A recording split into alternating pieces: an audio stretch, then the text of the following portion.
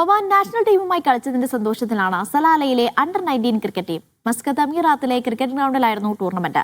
ആദ്യമായി സലാലയിൽ നിന്നും ഒരു ടീം ഒമാൻ നാഷണൽ ടീമുമായി ഏറ്റുമുട്ടുന്നുവെന്ന പ്രത്യേകതയും ടൂർണമെന്റിന് ഉണ്ടായിരുന്നു.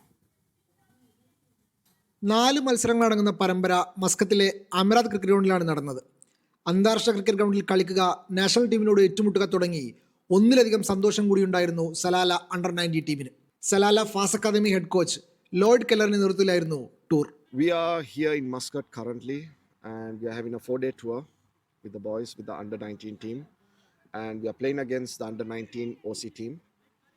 And this was a good opportunity for the boys for the first time, which happened actually. So we are looking forward to conduct more events like this, to bring more talented boys from all the way to Salalah to Muscat and give everyone an opportunity.